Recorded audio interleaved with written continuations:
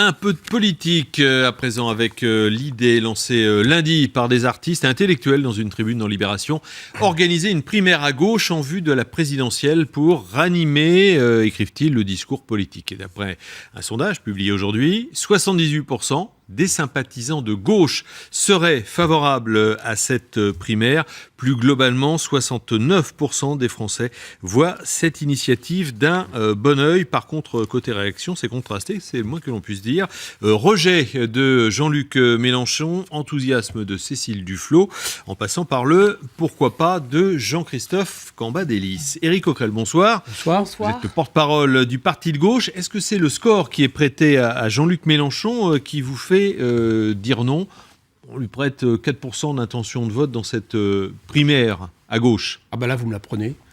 Non, moi je fais plus attention aux sondages qui testent des citoyens où Jean-Luc est entre 10 et 12% que... Intention de vote à la présidentielle. Oui, là, c'est les intentions de vote à la primaire de gauche. Donc là, vous me la prenez. Je ne savais même pas qu'on commençait déjà à tester ce que pourrait être cette primaire. Non, c'est pas ça la question. Il y a deux questions. La première, c'est sur la méthode de primaire en général. Bon. Moi, j'estime que c'est soit au mieux une rustine de la Ve République, soit au pire quelque chose qui augmente le travers de la Ve République, qui est une personnalisation, une présidentialisation. C'est-à-dire qu'on va discuter de la personne qui pourrait représenter un camp avant de savoir si ce camp peut s'entendre sur le programme, sur la stratégie, sur le fond. Déjà, c'est un premier souci. Mais là, en plus de ça, là, on est dans une primaire assez spécifique, puisqu'elle prétend en réalité pouvoir présenter un candidat qui irait de François Hollande à Jean-Luc Mélenchon. Bon, tous les électeurs comprendront que quand vous avez deux lignes aussi différentes que celle de M. Hollande, qui propose la déchéance de la nationalité, la loi Macron, les retraites, une politique en gros de droite, et celle que nous défendons, le partage des richesses, une 6e République, une désobéissance européenne, une indépendance du pays, on comprendra que ça ne peut pas se résoudre par une primaire. C'est le suffrage universel qui doit résoudre cette question. Donc tout ça, c'est, si vous voulez... Il y a deux gauches, à vous entendre, il y a deux gauches. En tout cas, il y a deux lignes de la gauche. Bien sûr, il y a deux lignes clairement à gauche aujourd'hui. Donc qu'à un moment donné, dans les différentes formations, les différents mouvements qui existent, il y a des nuances et que on ne fasse pas de ces nuances l'occasion de présenter, de multiplier les candidatures, c'est une chose.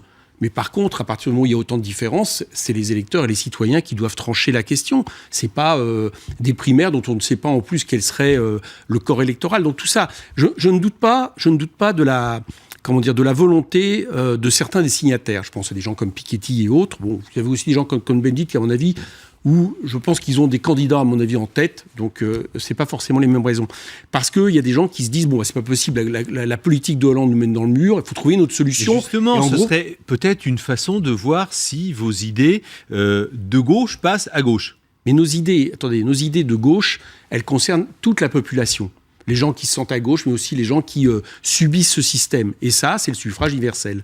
Sinon, à quoi bon les élections, après tout? C'est-à-dire qu'on est en train d'inventer deux autres tours préliminaires, un autre tour préliminaire, où on trierait selon des familles politiques dont il faudrait... En quoi on va définir le périmètre d'une famille politique qui irait de Hollande à nous? Enfin, on voit bien qu'il y a un problème, quand même. On s'oppose à cette politique. Comment voulez-vous qu'à un moment donné, les électeurs aient confiance dans un candidat qui prétendrait parler au nom de nous tous? C'est impossible. Et en plus de ça... Pierre Laurent, lui, il y est favorable, votre partenaire. Non, Pierre n'a pas tout à fait dit ça. Pierre, cette initiative, elle a ses ambiguïtés. Elle pose un vrai problème. Et une critique par rapport à la politique de François Hollande que nous partageons. Mais elle ne va pas jusqu'au bout. C'est-à-dire qu'elle n'envisage pas pour autant d'essayer un rassemblement sans Hollande ou sans des représentants de la politique gouvernementale. Ce n'est pas ce qui est dit. Bon, donc, s'il a une primaire plus resserrée, avec des gens qui partagent les idées de l'extrême gauche, les communistes, Jean-Luc Mélenchon... Là, pour l'instant, ce n'est pas de ça dont il s'agit. Vous êtes d'accord. Pour l'instant, on a une primaire. Donc là, je vous ai répondu. Après, si nous sommes pour un rassemblement, après, il faudra définir la méthode. Je suis toujours dubitatif par rapport aux primaires, je l'ai dit tout à l'heure, mais nous sommes pour un rassemblement, effectivement, alors là, le plus large possible, y compris surtout vis-à-vis des citoyens, de tous ceux qui aujourd'hui continuent en gros à penser que les valeurs de gauche sont une bonne alternative pour le pays par rapport au libéralisme, mais aussi par rapport à l'extrême droite, mais qui en même temps, j'allais dire, peuvent se regrouper. Donc nous sommes favorables à ça. Mais le problème, c'est régional, le résultat, il n'a pas été flamboyant. Non, vous avez raison. Hein, vous avez raison. 4,17%, oui, quelque chose comme ça. Oui, c'est un échec. c'est un échec. Et c'est un échec notamment, retenons la leçon, c'est qu'on n'a eu aucune lisibilité, aucune homogénéité. Au niveau national, c'était des listes différentes, des alliances différentes. Et justement, nous ne voulons pas faire la même chose. Le Front de gauche a encore un avenir ? Le Front de gauche... Je pense que le Front de gauche ne se suffit pas à lui-même, ça c'est clair. C'est-à-dire qu'on ne peut plus suffire d'un cartel de partis. Il faut maintenant profiter de ces élections présidentielles avec le candidat que nous choisirons pour faire en sorte de lancer un grand mouvement qui puisse, comme par exemple l'a fait Podemos en Espagne, ou même Syriza en Grèce, qui sont des mouvements pas de la même nature, mais qui présentent... Ça marche pas en France. Hein. Oui, mais comme ça. D'accord. Mais rien ne dit que... Vous savez, il y a quelques années, Podemos n'existait pas. Il y a 3 ans, Podemos n'existait pas et Syriza était à des scores très marginaux en 2009. Donc, il y a matière à faire. Mais pour ça, je crois que la leçon que nous devons retenir, c'est que nous devons construire un mouvement, et je pense que la présidentielle peut nous donner l'occasion, qui nous permettra de dire aux citoyens, venez vous intéresser justement à ce que nous sommes en train de faire. Cette chose vous appartient, elle n'appartient pas qu'aux partis politiques, et elle vous permet justement peut-être de faire de la politique autrement et de se saisir des grands problèmes. Mouvement, parce que ce mouvement doit être incarné. Et justement, c'est aussi la question que pose cette primaire à gauche éventuellement. Eh ben, nous verrons bien. Là, par exemple, il y a des personnalités. Pour l'instant, aujourd'hui, on nous parle sans arrêt de primaire, mais on ne voit pas très bien les candidats. D'accord ? Moi, je pense, par exemple... Les imaginer. Dans l'échantillon, dans le sondage que je vous donnais, c'était Manuel Valls qui arrivait... non, mais là, vous me parlez de la primaire, de gauche, toute la gauche. Ça, je vous ai répondu. Je ne vois pas comment on fait une primaire de toute la gauche pour les raisons que je vous ai expliquées. Bien. Mais c'est peut-être aussi, si on se projette à la présidentielle, parce que in fine, c'est quand même le but, pour éviter peut-être qu'il y ait multiplication des candidats à gauche et pour qu'il y ait un candidat de gauche au deuxième tour. Oui, mais ça, j'y crois pas. Je ne crois pas qu'on vaincra la droite et a fortiori l'extrême droite en comptant uniquement sur une addition arithmétique entre des contraires. Ça marche pas, simplement parce que ces gens-là auraient une étiquette de gauche.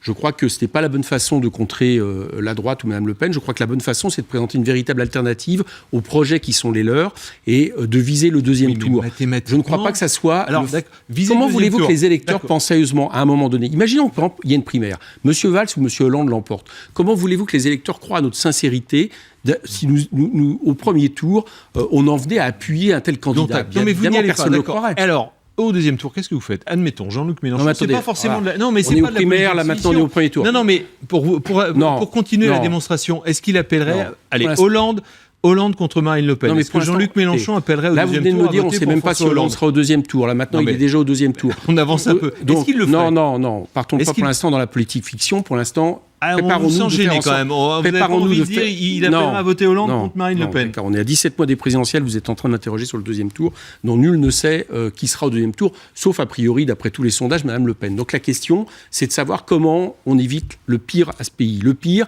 ça serait juste une politique du vote utile, quelque part. Pas sur un programme, mais sur juste la peur du Front National. Et puis, ça serait le Front National. Ça, c'est possible. Donc, par rapport à ça, il faut construire une alternative qui aspire à être au deuxième tour. Une alternative sur des bases qui sont différentes de toutes celles que les autres candidats proposent.